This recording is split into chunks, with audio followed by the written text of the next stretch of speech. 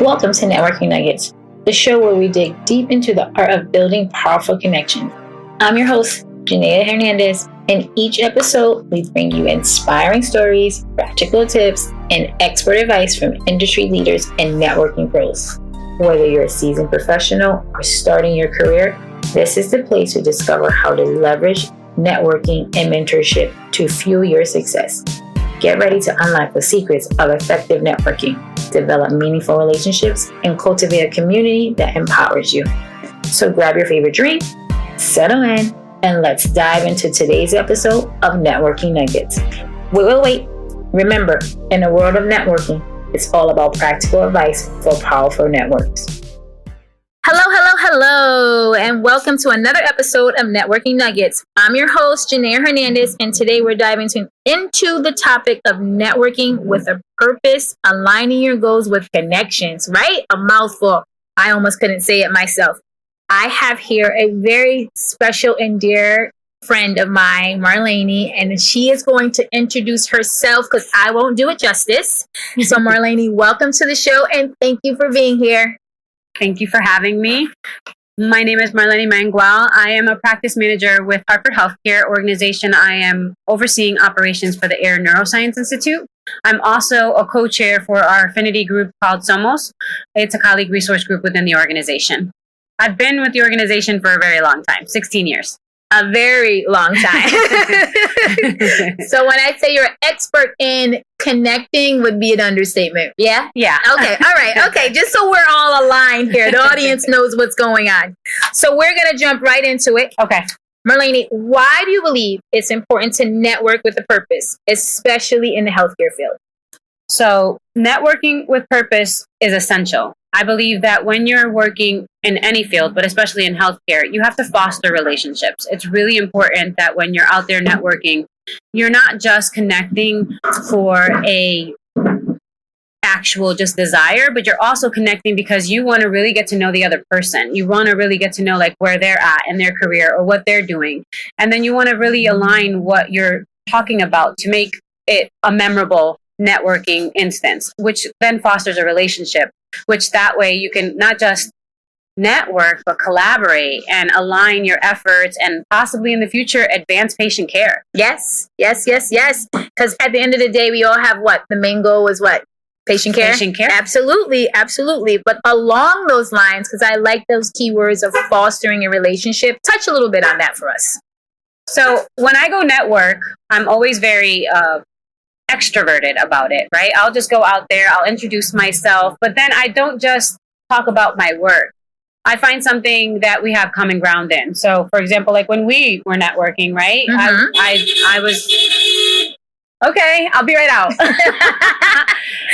When we were networking, when I first met you a few years ago, it was more about like, what do you do? What do I do? And I remember I was asking if I should get my PhD. Mm-hmm. So the networking conversation developed into, should you get your PhD? What would you want the PhD for? Which we decided I can hold off on that for now. But it was an engaging conversation where we found out what we were doing for work, but we also were able to align like, hey, can I ask you for some tips? I'm like, you have a PhD.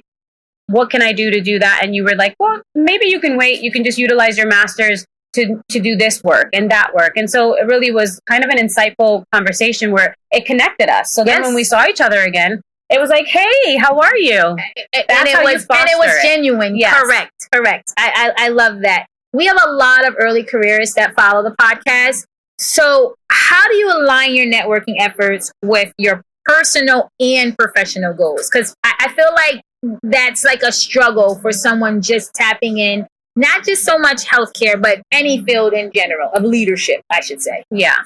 So for me, when I stumbled into healthcare 16 years ago. It wasn't where I didn't know what I wanted to do when I grew up, but I knew that I needed to work. And so 16 years ago, when I started working, I realized that I didn't want to stay in the role I was in. And in order to do that, I had to really align my vision. What did I want to achieve personally? And how was I going to achieve that personal goal with my career? Correct. And so it was more like, okay, I am in this role because I need this money to take care of my 4 little kids under the age of 12. But now where do I want to go next?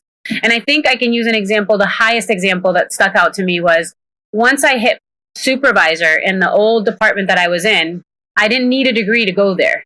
And then I said, okay, now what? What do I do next? So it was envisioning my future for my family, but making it part of my career growth as well. I wanted to excel and grow personally and professionally. So it has to align on both levels. Yes, I agree with that.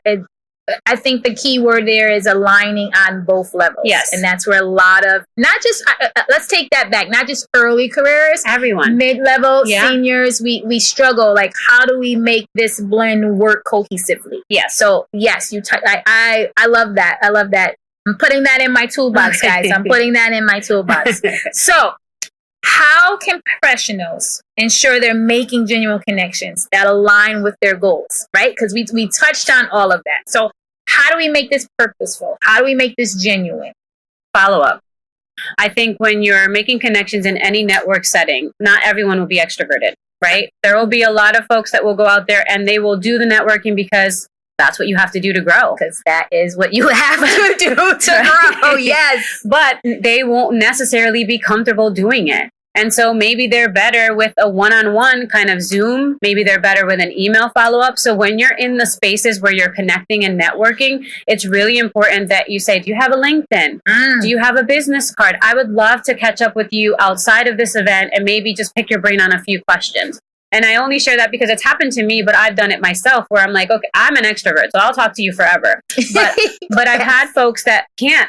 Really, they take the time because you're out there networking with everyone. And so keeping the contact fresh and new so that they know who you are, but also kind of making it, hey, can I schedule a Zoom in a couple of months? I'd like to pick your brain about something. They might be doing work somewhere where you want to align your work in your organization to really match theirs. So can you help me, tell me how you develop this work or that work? So follow up to me is key. Yes, I agree. We talk about it, we touch about it in the books. Like, follow up is important. And a lot of people don't know how to follow up. Yeah. So can you give us, not extroverts, I'm not in that circle, unfortunately. Yeah.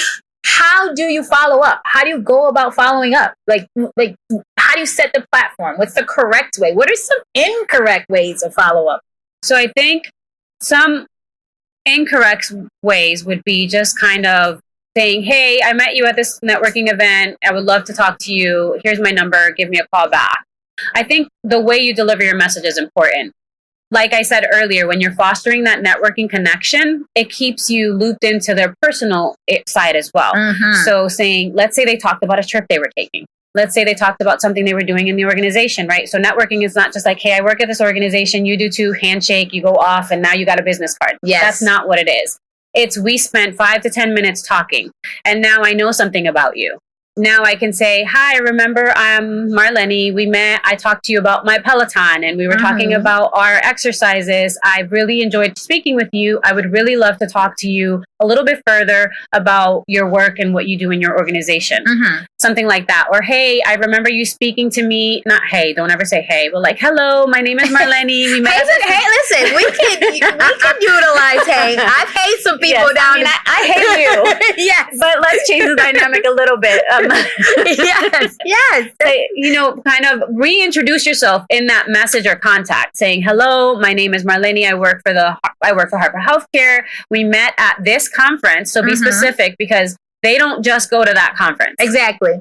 So we met at this conference. I really loved your keynote speech. I really loved your discussion on this act or that policy or this workflow. Is there any way we can connect? And here is my information. I would love to do it. Now, it might not always work. They may not contact you back. I've had rejections where they never even respond to my message. You cannot get offended. That's key. Yes. You cannot get offended. Feelings get hurt. Woo, it stings. and it makes you scared to do it again. Yes. But you need to do it again. Who pushes you to do it again? Because my next question, right? Because you already know. So you're part of this. I'm also part of this dynamic, phenomenal organization. Touch a little bit on it and the important role that it's played in your networking. For Nale? Yes. So when I joined Nale, it was because my very good friend was enamored by the possibility of so many Hispanic, Latinos, and allies just getting together into a space where they can just talk about the underserved patient population and the work that all these healthcare systems were doing.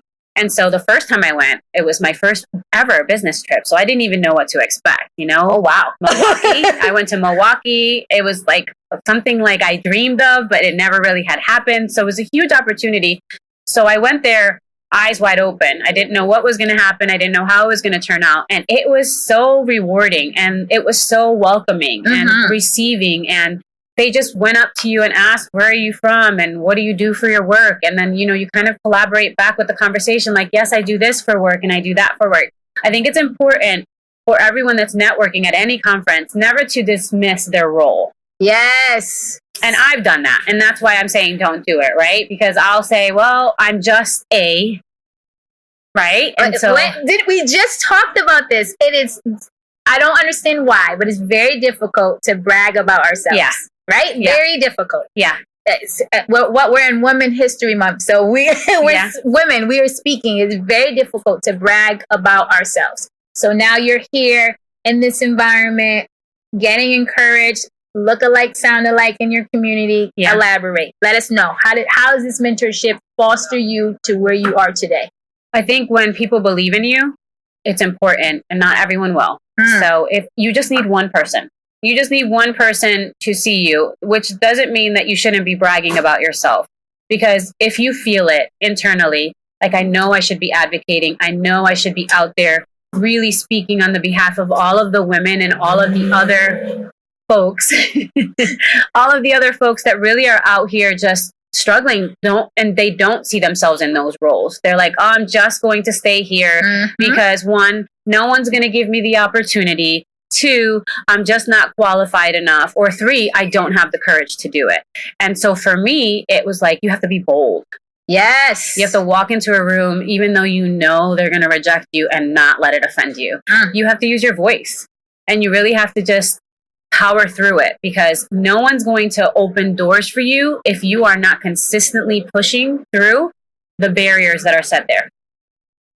The gems that were dropped. The gems that were dropped, because those are all difficult challenges. Are you ready to build a powerful connection that elevate your career? Welcome to Networking Nugget, the podcast dedicated to providing you with practical advice for a powerful network. Join us as we explore the art and science of networking with insights from industry leaders and experts. Discover actionable tips that you can implement immediately to enhance your professional relationships. But that's not all. Dive deeper into the world of networking with my books, The Power of Connection, A Mentee's Guide to Networking Mastery, and From Connections to Growth, Advancing Your Path to Professional Excellence. These guides are packed with strategies to help you master networking and turn connections into opportunities for growth. Tune in to Networking Nuggets for your weekly dose of networking wisdom. Whether you're just starting out or looking to refine your skills, we've got you covered. Subscribe now on your favorite podcast platform and take the first step towards building your powerful network today. At any level, any age, any level, like forever. Rejection hurts. It's terrible. Man, it is not something that you grow into, but how to maneuver through rejection is very valuable. So I appreciate you bringing that up, because a lot of times we think it's all wins. Yeah, no. Yeah. I mean, when you see a win, I think everyone should remember, when you see someone winning, you have to think of it this way. I wonder what they went through to get there. Yes. Because there's a story. Everyone has one. There's some chapters we won't read, but, but yes, everyone There's does. some chapters that are close to the audience. There is a story. Yes, there is a story. Marlene, I mean, I could talk to you for hours, but it's Networking Nuggets. So, so these are fragments, and I hope that this resonates with the audience, because it resonated with me. It's something to be said about remembering how to deal with rejection and remembering that you're enough, and, you know, pushing through and keeping going and going forward. So I honestly, I appreciate all the feedback and gems and knowledge that you shared with us today.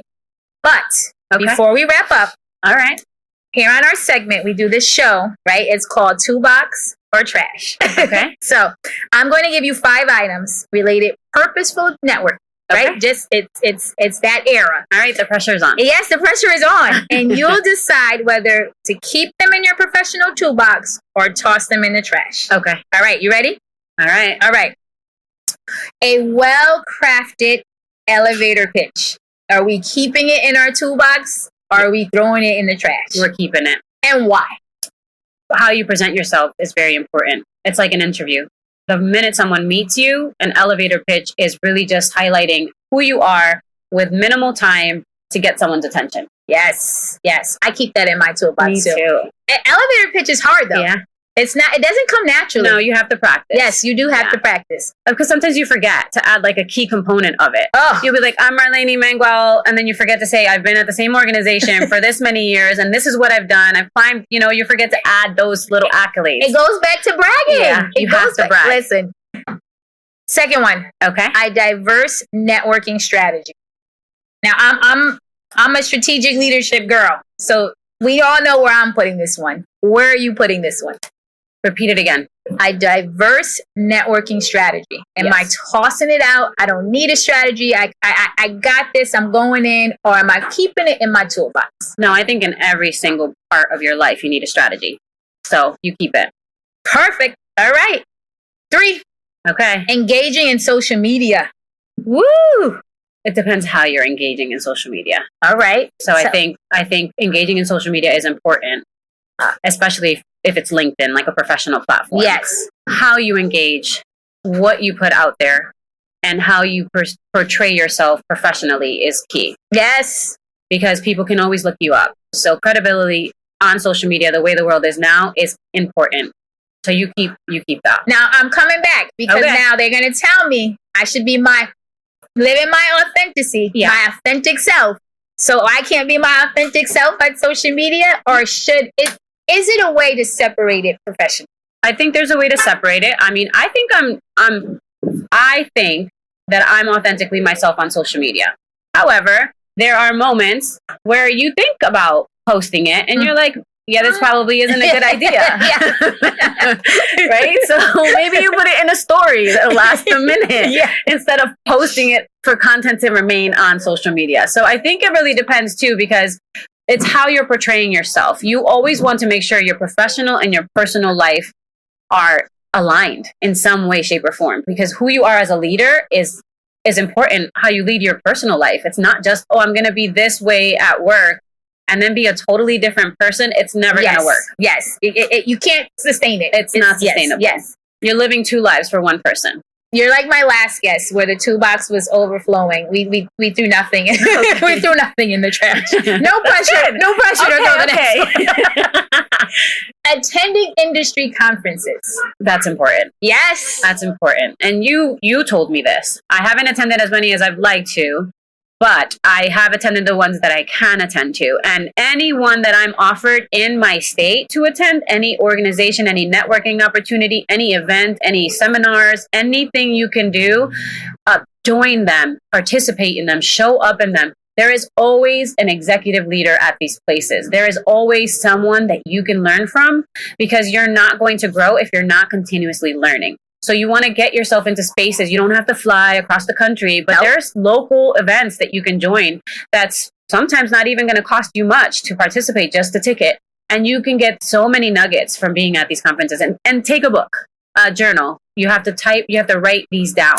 Did you know what number 5 was? Oh, no. Oh, God, yes. A notebook for tracking network interactions. Oh, you keep your notebook. You have to carry it. And if you don't, because you left it, because you were rushing to the airport, like I did once, make sure you utilize your note section in your phone, because your phones all have note sections. So just categorize who you heard speak, who you spoke with, phone number, email, everything.